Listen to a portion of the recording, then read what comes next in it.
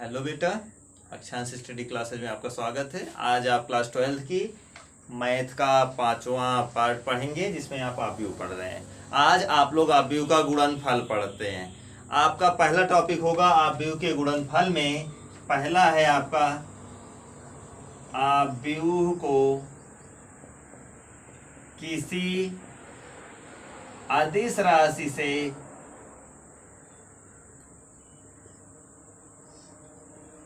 गुणा करना। बेटा, अदिश राशि का गुणा करने का मतलब, जैसे आपका कोई एक आव्यूह है, उसमें हम के से गुणा कर दें, ए से गुणा कर दें, जिससे गुणा करते हैं, तो आपके जितने अंदर एलिमेंट होते हैं सभी एलिमेंट में वो गुणा किया जाता है। जैसे आप जानते हो, पहला हम ले रहे हैं, जैसे आपका 1 2 3 4 5 6 है। आपको इसमें किसी एक अधिक संख्या मीन्स के से गुणा करना हो। के से आपका क्या क्या गुणा करना हो बेटा? आप गुणा जब करते हैं के से गुणा करने पर, जब बेटा हम गुणा करते हैं तो ये जो के से गुणा करते हैं, तो आपका काम पहले होगा के 1 2 3 4 5 6, आप ऐसे नोट कर लेते हैं। अब आपका काम है इस के को उठाएंगे, सब में गुणा करेंगे। तो गुणा करने में आपका होता है के का करेंगे तो के का 1 के साथ करेंगे, के हो जाएगा बेटा।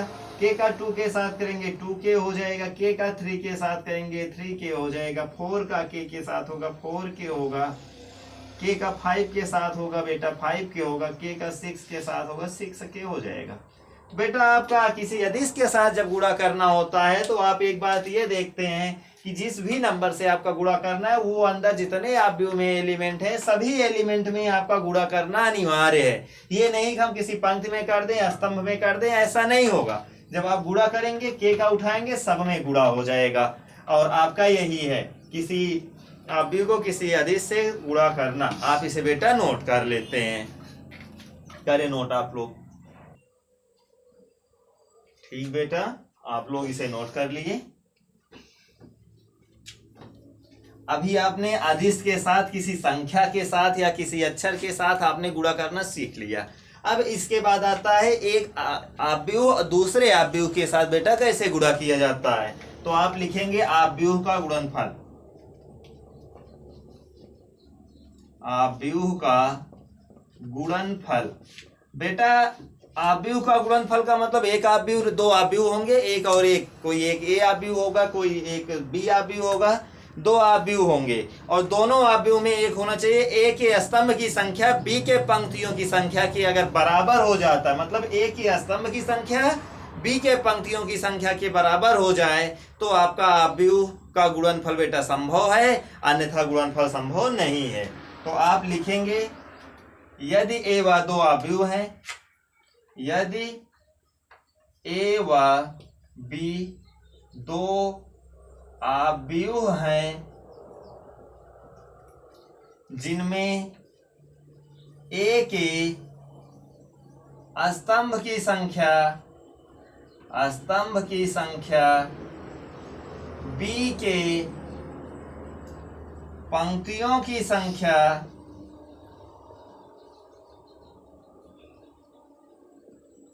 के बराबर है,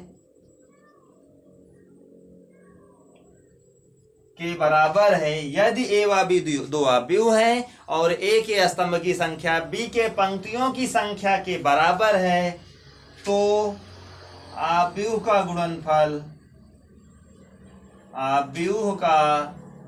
गुणनफल संभव है, अन्यथा नहीं। जैसे बेटा आप लिख देते हैं 1 2 3, जैसे आपका ये 1 2 3 है, इसमें बेटा एक स्तंभ है और इसमें आपका हो जाए 2 3 4। बेटा आप देखिए, इसमें एक क्या कहते हैं, एक स्तंभ है, इसमें एक पंक्ति है, इसमें स्तंभ की संख्या इसके पंक्ति की संख्या के बराबर है, इसलिए बेटा इसका गुणनफल संभव है। और अगर यही आपका 1 2 3 था, यदि a इक्वल टू हम ले लेते हैं इसको, और b इक्वल टू आप इसको ले लेते हैं, b इक्वल टू आप लिख देते हैं 2 3 4 5 6 7। तो आप देखें इसमें एक पंक्ति है, एक स्तंभ है, इसमें दो पंक्ति है, तो इसके स्तंभ इसके पंक्ति के बराबर नहीं है, इसलिए इसका गुणनफल संभव नहीं है। लेकिन इसके स्तंभ की संख्या इसके पंक्ति के संख्या के बराबर है बेटा, जिससे आपका ये संभव है। तो बेटा आप लोग इतना नोट करते हैं। इसके बाद आपका हम एक गुणा का एग्जाम्पल लेके आपके सामने अभी मैं एक करता हूं सवाल। ठीक बेटा, आप लोग नोट कर लिए इसको। अब हम आपको गुणा कराते हैं, एक दो आपके सामने एग्जाम्पल रखते हैं जिसका आपका हम गुणा करेंगे। जैसे आपकी एक हो जाए, पहला आपका क्वेश्चन हो जाए a इज इक्वल टू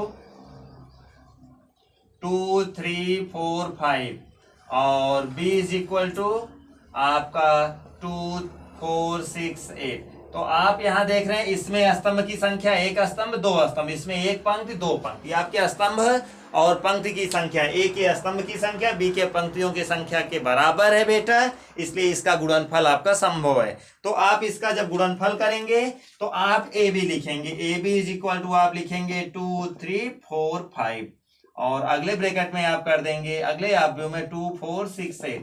बेटा गुणा करने के लिए आपको आसान तरीका है, आप जानते हैं गुणा करने के लिए, लेकिन आपको ध्यान देना है पंक्ति को उठाना होता है। मीन्स बेटा आपका ये उठेगा, ये पंक्ति है, इसको उठा करके आपको इस स्तंभ में गुणा करना होगा। मीन्स ये पंक्ति है, इस पंक्ति को उठा करके आप इस स्तंभ में गुणा करेंगे।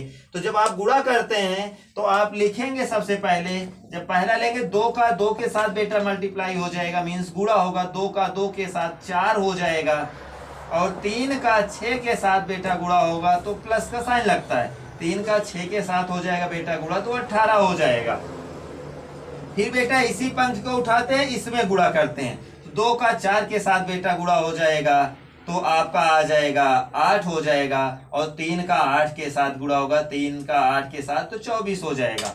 अब बेटा ये पंक्ति आपका, ये पंक्ति उठाना है, इस स्तंभ में गुणा करना है। मीन्स पहली पंक्ति को उठा के दोनों स्तंभ में, फिर इसमें दूसरी पंक्ति पहली पंक्ति को उठा के दूसरी पंक्ति को स्तंभ में, यही गुणा करने का नियम है। 4 का 2 के साथ बेटा करेंगे तो 8 हो जाएगा, 5 का 6 के साथ करेंगे 30 हो जाएगा, 4 का 4 के साथ करेंगे 16 हो जाएगा, 5 के 8 के साथ करेंगे 40 हो जाएगा।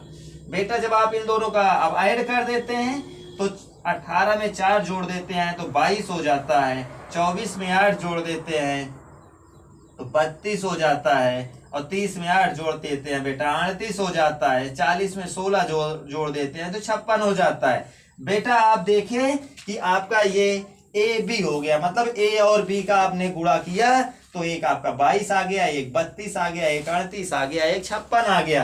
तो बेटा आप जब ए बी और आप गुणा करेंगे तो आपका गुणा का सारा नियम यही है, पंक्ति को उठाते हैं स्तंभ में करते हैं। मीन्स पहली पंक्ति को उठाए स्तंभ में किए, पहले स्तंभ में, फिर दूसरे स्तंभ में, फिर आपका दूसरी पंक्ति को उठाए पहले स्तंभ में दूसरे स्तंभ में। आप गुणा करने के बाद जोड़ देते हैं जो आता है। इसमें ये जरूरी है जितने का आपका ए रहेगा उतने क्रॉस का होगा, मतलब उतनी कोटि का आपका होगा।